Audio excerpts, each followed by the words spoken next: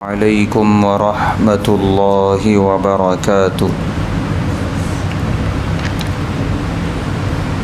نحمده ونصلی علی رسولہ الکریم، اما بعد۔ قابل قدر محترم حضرات، معزز نوجوان ساتھیوں، ہفتہ واری اس درس حدیث میں کتاب العلم کے بعد اب طہارت کا باب شروع ہو رہا ہے، اس کے بعد نماز کا باب۔ علم اس کے معنی تھے وہ چیز جاننا جو معلوم نہیں ہے۔ اب ایک مسلمان ہونے کے ناطے سب سے پہلے طہارت کے مسائل معلوم ہونا بے حد ضروری ہے، کیونکہ مسلمانوں پر 5 وقت کی نماز فرض ہے، اور ہر نماز کے لیے پاکی کا ہونا شرط ہے۔ آدمی وضو سے ہو، جسم بھی پاک ہو، لباس اور کپڑے بھی پاک ہوں، جس جگہ نماز پڑھ رہا ہے وہ بھی پاک ہوں۔ اور کیا چیزیں ہیں جس کو شریعت ناپاک کہتی ہے کہ جس کی وجہ سے آدمی یا اس کا لباس یا اس کی جگہ ناپاک کہلاتی ہے، یہ ساری تفصیلات انشاءاللہ اس باب کے تحت آئیں گی۔ آج کی حدیث میں پاکی اور وضو کی فضیلت کے متعلق انشاءاللہ حدیثیں آئیں گی۔ پاکی کو عربی میں کہا جاتا ہے طہارت۔ ایک ہے صفائی اور ایک ہے پاکی۔ ساری دنیا صفائی جانتی ہے اور صفائی کا خیال بھی رکھتی ہے، لیکن پاکی یہ صرف مسلم دنیا جانتی ہے، یعنی مسلمان جانتے ہیں۔ غیر مسلمین کو پاکی کا تصور نہیں ہے۔ جیسے مثال کے طور پہ ایک آدمی لباس پہنا ہوا ہے، اس کے لباس پہ کہیں پہ کوئی دھبا نہیں ہے، کوئی گندگی لگی ہوئی نظر نہیں آ رہی ہے، تو یہ لباس کہلائے گا صاف۔ لیکن خدا نہ خواستہ اگر اس میں کوئی پیشاب لگ گیا 1-2 قطرے، نہ اس کا دھبا ہے، نہ نشان ہے، کچھ بھی نہیں ہے، صاف تو ہے کپڑا لیکن پاک نہیں ہے۔ پاکی کے لیے ضروری ہے کہ وہ چیزیں، وہ گندگی، وہ نجاست جو نظر نہیں آتی وہ بھی لگی ہوئی نہ ہو، نہ جسم پہ نہ کپڑوں پہ۔ یہی وجہ ہے کہ اسلام نے یہ حکم دیا کہ جب تم ضرورت سے فارغ ہو، چاہے چھوٹا استنجا یا بڑا استنجا، تو پانی استعمال کرو، اسی سے تم پاک ہوگے، ورنہ پاک نہیں ہوگے۔ چنانچہ غیر مسلم دنیا ہے، وہ خاص طور سے چھوٹے استنجے سے فارغ ہوتے ہیں، وہ پانی استعمال نہیں کرتے اور کھڑے ہو کے استنجا کرتے ہیں کہ ساری چھینٹیں جو ہے ان کے کپڑوں پہ، پیروں پہ اچھلتی ہیں، تو بظاہر وہ دیکھنے میں تو بڑے صاف نظر آ رہے ہیں، کوٹ وغیرہ پہنے ہوئے ہیں بالکل، لیکن باطنی اعتبار سے وہ پاک نہیں ہے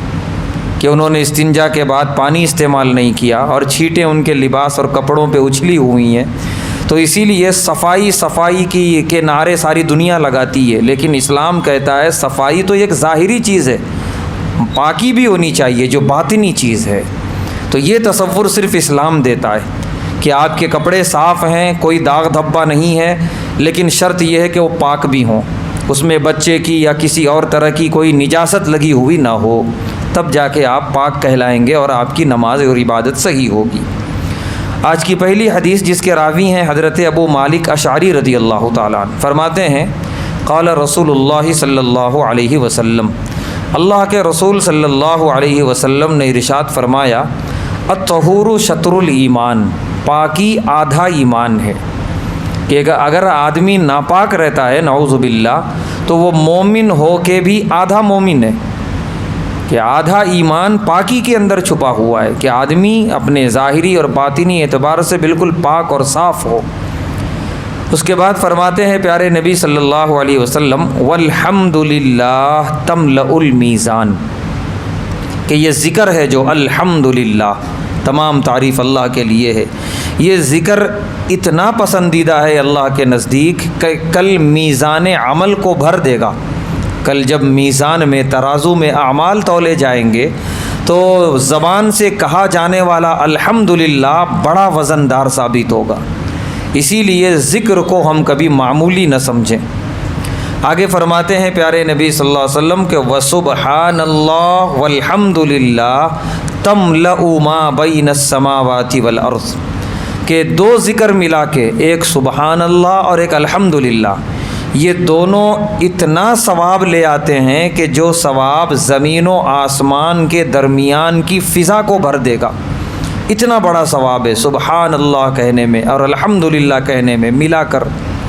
تو یہ وہ ذکر ہیں جن کو زبان سے ادا کرنے میں کوئی مشقت نہیں، کوئی پریشانی نہیں، اور ثواب اتنا زیادہ ہے کہ ہم اس کو گن نہیں سکتے، شمار نہیں کر سکتے۔ آگے فرمایا پیارے نبی صلی اللہ علیہ وسلم نے والصلاۃ نور، کہ نماز نور ہے، جو آدمی نماز پڑھتا ہے اس کے ظاہر و باطن منور ہو جاتے ہیں، اس کی زندگی میں نور آ جاتا ہے۔ آگے آپ نے فرمایا والصدقۃ برہان، صدقہ دلیل ہے، جو آدمی اللہ کی راہ میں صدقہ دیتا ہے یہ دلیل ہے اس کے مومن ہونے کی، اس کے امت محمدیہ میں ایک فرد ہونے کی، کیونکہ آدمی صدقہ اسی وقت دے گا اللہ کی رضا کے لیے جب اللہ پر ایمان ہو، یوم آخرت پر ایمان ہو، تو اسی لیے صدقہ دینا اس کے مومن ہونے کی دلیل ہے۔ والصبر ضیاء، اور صبر روشنی ہے، کہ جو آدمی صبر کرتا ہے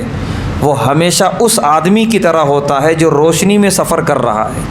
وہ دھکے نہیں کھاتا، وہ گڑھے میں نہیں گرتا، وہ ناکام راستے پہ نہیں جاتا، وہ سوچ سمجھ کے اور پوری بصیرت کے ساتھ سفر کرتا ہے۔ تو اسی طریقے سے جس آدمی کی زندگی میں صبر ہوتا ہے وہ گرتا بہت کم ہے، ناکام بہت کم ہوتا ہے، اور بالکل یوں اپنی زندگی میں وہ جا رہا ہوتا ہے جیسے بہت روشن جگہ پر جو ہے وہ گزر رہا ہے، کہ اس کو سب کچھ بالکل صاف صاف نظر آ رہا ہے، نقصان کا اس کو کوئی اندیشہ نہیں ہے۔ تو صبر کرنے والا نقصانات سے اور دنیا کی دھکوں سے بہت محفوظ رہتا ہے۔ اس کے بعد فرمایا پیارے نبی صلی اللہ علیہ وسلم نے والقرآن حجۃ لک او علیک، کہ قرآن کریم یا تو تمہارے لیے حجت بنے گا، لڑے گا، یا تمہارے خلاف لڑے گا۔ اگر قرآن پڑھا ہے، قرآن پہ عمل کیا ہے تو تمہارے لیے لڑے گا کل اللہ کے دربار میں، جیسا کہ حدیث پاک میں ہے کہ جنت تک پہنچا کے آئے گا۔ اور اگر قرآن کو پس پشت ڈال دیا، اس پر عمل نہیں کیا، اس کی تلاوت نہیں کی، تو پیارے نبی صلی اللہ علیہ وسلم فرما رہے ہیں تمہارے خلاف حجت بن جائے گا، تمہارے خلاف لڑے گا اللہ تعالیٰ سے، تمہارے خلاف گواہیاں دے گا۔ اور قرآن جس کے خلاف ہو گیا میدان آخرت میں، بس اللہ ہی اس کا مہربان ہے اور اس کے علاوہ کچھ نہیں۔ تو پیارے نبی صلی اللہ علیہ وسلم نے اس حدیث پاک میں بڑی پیاری نصیحتیں فرمائیں۔ آپ نے پاکی سے شروع کیا کہ پاکی آدھا ایمان ہے، ایک مومن کو ہر حال میں پاک رہنا چاہیے۔ اس کے بعد آپ نے دوسرے نمبر پہ نصیحت کی کہ الحمدللہ، بس ایک سیکنڈ مشکل سے لگا یہ پڑھنے میں، لیکن کل میزان عمل میں بڑا وزن دار ہوگا، اس لیے چلتے پھرتے اٹھتے بیٹھتے ذکر ہونا چاہیے اللہ کا۔ پھر آگے آپ نے فرمایا کہ اس کے ساتھ ایک اور ذکر لگا دو، سبحان اللہ والحمدللہ، تو اتنا ثواب ملتا ہے صرف اتنا کہہ دینے پہ، جتنا زمین و آسمان کے درمیان کی یہ فضا ہے یہ ثواب سے بھر جاتی ہے۔ اس کے بعد آگے آپ نے فرمایا کہ نماز نور ہے، پھر آپ نے فرمایا صدقہ تمہارے مومن ہونے کی دلیل ہے، پھر آگے آپ نے فرمایا کہ صبر زندگی کے لیے روشنی ہے، اخیر میں آپ نے فرمایا کہ قرآن یا تو تمہارے لیے حجت بنے گا یا تمہارے خلاف حجت بنے گا۔ لہذا ہمیں چاہیے کہ اس حدیث پاک کی ایک ایک نصیحت پہ عمل کریں، اللہ ہم سب کو اس کی توفیق عطا فرمائے۔ دوسری حدیث پاک پیارے نبی صلی اللہ علیہ وسلم کا ارشاد ہے، راوی ہیں حضرت ابو ہریرہ رضی اللہ تعالی عنہ، فرماتے ہیں پیارے نبی صلی اللہ علیہ وسلم نے ارشاد فرمایا الا ادلکم علی ما یمحو اللہ بہ الخطایا ویرفع بہ الدرجات، کہ کیا میں تمہیں ایسا عمل نہ بتاؤں جس سے تمہارے گناہ معاف ہوں گے اور اللہ کے دربار میں تمہارے درجات بلند ہوں گے؟ صحابہ نے کہا بلا یا رسول اللہ، کیوں نہیں ہے اللہ کے رسول صلی اللہ علیہ وسلم، ضرور بتائیے۔ پیارے نبی صلی اللہ علیہ وسلم نے فرمایا اسباغ الوضوء، وضو مکمل کرو علی المکارہ، ناگواری کے باوجود، یہ خاص طور سے سردیوں کے لیے ہے یہ نصیحت پیارے نبی صلی اللہ علیہ وسلم کی۔ سردیوں کے موسم میں پانی انتہائی سرد ہو، ٹھنڈا ہو، تو آدمی چاہتا ہے بس کسی طریقے سے میرے اعضاء جو ہیں کچے ہو جائیں، بس پانی کسی طرح پہنچ جائے، میرا وضو فوراً ہو، میں مسجد بھاگوں۔ یعنی دیر تک جو ہے پانی اپنے تمام اعضاء تک، تمام کوہنیوں تک، پیر ٹخنوں تک دھونے کے لیے تیار نہیں ہوتا، نفس کو ناگوار ہوتا ہے۔ اس موقع کے لیے پیارے نبی صلی اللہ علیہ وسلم فرما رہے ہیں کہ وضو کو مکمل کرو، چہرہ جتنا دھونا ہے پورا دھو، ہاتھ جہاں تک دھونا ہے وہاں تک دھو، پیر جہاں تک دھونے ہیں وہاں تک دھو۔ یہ بڑا ناگوار ہوتا ہے، ٹھنڈک محسوس ہوتی ہے، تکلیف ہوتی ہوگی، لیکن یہ پیارے نبی صلی اللہ علیہ وسلم فرما رہے ہیں وہ عمل ہے جس سے گناہ معاف ہوں گے، درجات بلند ہوں گے۔ اس کے بعد آپ نے فرمایا وَكَثْرَةُ الْخُطَىٰ إِلَى الْمَسَاجِدِ، کہ مسجد کی طرف کثرت سے قدم اٹھانا۔ جتنا مسجد کی طرف قدم اٹھتے ہیں، حدیث پاک میں ہے کہ ہر قدم پہ ایک گناہ معاف ہوتے ہیں اور ایک نیکی لکھی جاتی ہے، اور ایک حدیث میں ہے کہ ایک گناہ معاف ہوتے ہیں اور ایک درجہ بلند ہوتا ہے۔ چنانچہ مسجد نبوی کے آس پاس گھر تھے صحابہ کرام کے، ایک قبیلہ بنو سلمہ جس کا گھر دور تھا مسجد نبوی سے، اس نے ارادہ کیا کہ ہم بھی اپنا خیمہ اور اپنے گھر جو ہے مسجد نبوی کے قریب لگائیں گے تاکہ فوراً مسجد پہنچ جائیں۔ پیارے نبی صلی اللہ علیہ وسلم کو اس کی اطلاع ہوئی تو آپ نے فرمایا کہ جہاں ہے وہیں رہو، اس میں تمہارے لیے خوشخبری ہے جو مسجد نبوی کے قریب رہنے والوں کے لیے نہیں ہے۔ وہ خوشخبری یہ ہے کہ جتنے قدم تم چل کے آتے ہو مسجد نبوی، ہر قدم پہ ایک گناہ معاف ہوتے ہیں اور ایک نیکی لکھی جاتی ہے۔ اس کے بعد اس قبیلے والوں نے اپنا ارادہ ترک کر دیا۔ تو اس طریقے سے جتنی دور ہو مسجد سے گھر، مسجد سے اگر وضو کر کے چلے ہیں، گھر سے اگر وضو کر کے چلے ہیں مسجد آنے کے لیے، جتنے قدم اٹھیں گے اتنا ثواب ملے گا۔ اس کے بعد آپ نے فرمایا ایک اور عمل وَإِنْتِظَارُ الصَّلَاةِ بَعْدَ الصَّلَاةِ، کہ ایک نماز کے بعد دوسرے نماز کے انتظار میں رہنا۔ یہ وہ 3 اعمال ہیں جس کے ذریعے اللہ تبارک و تعالیٰ گناہوں کو معاف فرماتے ہیں اور درجات کو بلند فرماتے ہیں۔ اس کے بعد کی تیسری روایت جس کے راوی ہیں حضرت ابو ہریرہ رضی اللہ تعالیٰ عنہ، فرماتے ہیں پیارے نبی صلی اللہ علیہ وسلم نے ارشاد فرمایا ان امتی یدعون یوم القیامہ، میری امت کو قیامت کے دن بلایا جائے گا، اور میری امت جب آئے گی اس حال میں غرن محجلین، ان کے اعضاء روشن چمکدار ہوں گے، من آثار الوضو، وضو کے آثار سے، کہ میری امت کے جو افراد کثرت سے وضو کیا کرتے تھے، باوضو رہا کرتے تھے، تو جو وضو کے اعضاء ہیں، ہاتھ ہیں کوہنیوں تک، چہرہ پورا ہے، پیر ہیں قدموں ٹخنوں تک، یہ چمک رہے ہوں گے، اور یہ چمک، یہ روشنی دوسرے امت کے افراد میں نہیں ہوگی۔ تو لہذا یہ اس حال میں بروز قیامت پیش کیے جائیں گے اللہ کے دربار میں۔ اور حدیث جو طویل ہے وہ یہ ہے کہ پیارے نبی صلی اللہ علیہ وسلم نے فرمایا کہ میں اپنی امت کو آواز دوں گا حوض کوثر پہ کہ آؤ یہاں پر اور میرے ہاتھوں سے جام کوثر پیو، اور میں ایک ایک امت کو جو ہے، امت کے ایک ایک فرد کو بلا رہا ہوں گا۔ تو اس موقع پہ صحابہ نے سوال کیا، اے اللہ کے رسول صلی اللہ علیہ وسلم، ہر نبی کی امت ہوگی اور ایک جمع غفیر ہوگا، اس میں آپ اپنی امتی کو کیسے پہچانیں گے؟ تو پیارے نبی صلی اللہ علیہ وسلم نے بڑا اچھا جواب دیا۔ آپ نے فرمایا کہ سارے کے سارے گھوڑے ہوں ایک بڑی تعداد میں کھلے میدان میں، اور سارے کے سارے گھوڑے کالے ہوں، سیاہ، ان میں کچھ گھوڑے ایسے ہوں جن کی پیشانی اور چہرہ سفید ہے اور جن کے پیر سفید ہیں۔ بتاؤ ان کالے گھوڑوں کے بیچ میں یہ سفید پیشانی سفید پیر والے گھوڑوں کو پہچاننا کچھ مشکل ہوگا؟ صحابہ نے کہا بالکل نہیں، وہ تو بالکل الگ دکھ کے آئیں گے کہ سارے کالے گھوڑے، اور اس میں ایک گھوڑا بھی اگر ہوگا سفید پیشانی والا وہ الگ دکھ کے آئے گا، بالکل پہچاننا کوئی مشکل نہیں ہوگا۔ تو پیارے نبی صلی اللہ علیہ وسلم نے فرمایا میری امت کے چہرے، پیشانی، ہاتھ اور پیر اسی طرح چمک رہے ہوں گے میدان محشر میں، جس سے میں پہچان لوں گا کہ یہ میری امت ہے۔ اس کے بعد آپ نے فرمایا فمن استطاع منکم، تم میں سے جو چاہتا ہے ان یطیل غرتہ، اپنی اس چمک کو اور اپنی اس روشنی کو اور زیادہ روشن کرنا میدان آخرت میں، تو فاحسن الوضو، خوب اچھے طریقے سے وہ وضو کرے، ہمیشہ وضو کرے اور خوب اچھے طریقے سے وضو کرے۔ لہذا ہمارا یہ عمل جو بہت معمولی سا نظر آتا ہے، نماز سے پہلے ہم وضو کرتے ہیں یا کسی بھی عبادت سے پہلے، قرآن وغیرہ کی تلاوت سے پہلے، یہ عمل کوئی معمولی عمل نہیں ہے، یہ عمل وہ عمل ہے جس کے ذریعے ہمارے نبی علیہ الصلاۃ والسلام ہمیں پہچانیں گے، اور اس پہچاننے کا نتیجہ یہ ہوگا ہمیں حوض کوثر پہ حاضری کا انشاءاللہ موقع ملے گا، پیارے نبی صلی اللہ علیہ وسلم کے ہاتھوں سے جام کوثر نصیب ہوگا انشاءاللہ۔ لہذا اس کے لیے ہمیں چاہیے کہ ہم کثرت سے وضو کریں۔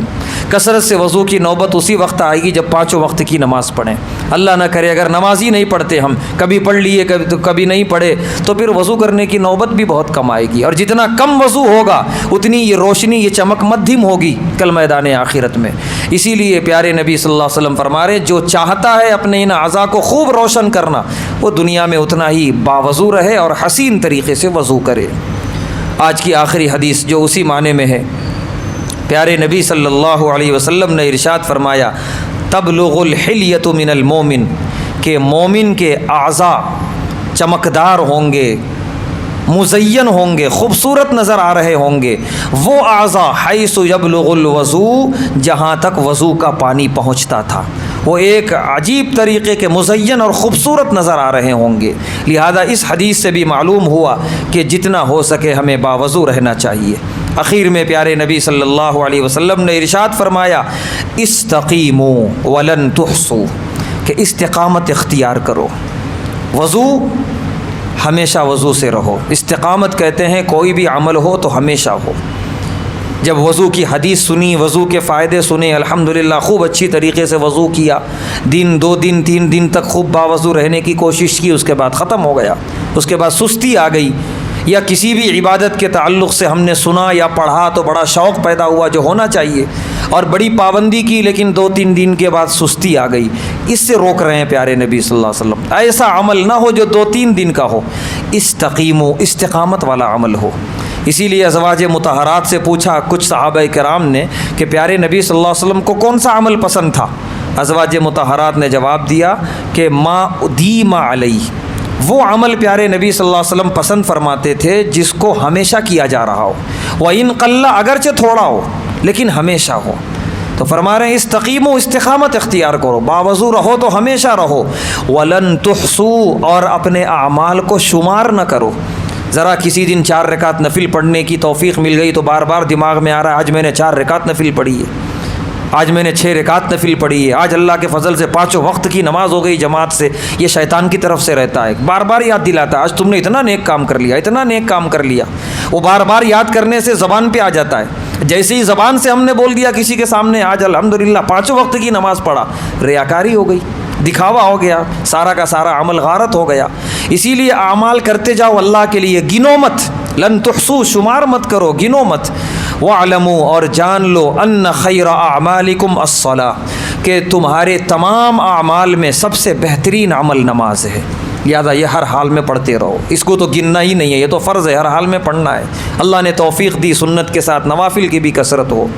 اس کے بعد آپ نے فرمایا وَلَا يُحَافِظُ عَلَى الْوُضُوءِ إِلَّا مُؤْمِنٌ، وضو کی پابندی مومن ہی کرے گا، لہذا جو مومن ہوگا اس کو خواہش ہوگی کل میدان آخرت میں جام کوثر پینے کی، پیارے نبی صلی اللہ علیہ وسلم کی قربت کی، تو لہذا وہ اس دنیا میں ہمیشہ باوضو رہنے کی کوشش کرے گا۔ علماء لکھتے ہیں کہ باوضو حالت میں اگر موت آئی تو انشاءاللہ وہ ایمان پر موت کہلائے گی۔ باوضو رہنے کی حالت میں اگر بندہ اپنی زبان سے کچھ غلط نہیں بولا، اپنے ہاتھ اور پیر سے کوئی گناہ کا عمل نہیں کیا، تو جب تک باوضو ہے اس کے لیے ثواب لکھا جاتا رہے گا، اس کے اوقات عبادت میں شمار کیے جائیں گے۔ ہاں اللہ نہ کرے باوضو رہ کے کوئی گناہ کر دیا یا زبان سے جھوٹ بول دیا، گالی دے دیا، تب تو پھر وہ ثواب میں لکھا نہیں جائے گا۔ تو باوضو رہیں اور اپنے اعضاء کو، اپنی زبان کو جتنا ہو سکے گناہوں سے بچانے کی کوشش کریں۔ انشاءاللہ جب تک زندہ رہیں گے ثواب لکھا جاتا رہے گا، موت آئے گی ایمان پر موت آئے گی۔ اور بھی بہت ساری باتیں ہیں پاکی کے تعلق سے، انشاءاللہ آئندہ اتوار اس کا ترجمہ ہوگا۔ اللہ تبارک و تعالیٰ سے دعا ہے اللہ تبارک و تعالیٰ ہم تمام کو پاک رہنے، باوضو رہنے کی توفیق عطا فرمائے، نماز پنجگانہ پابندی سے ادا کرتے رہنے کی توفیق عطا فرمائے، ایمان پر موت آنے کی توفیق عطا فرمائے۔ وآخر دعوانا الحمد للہ رب العالمین۔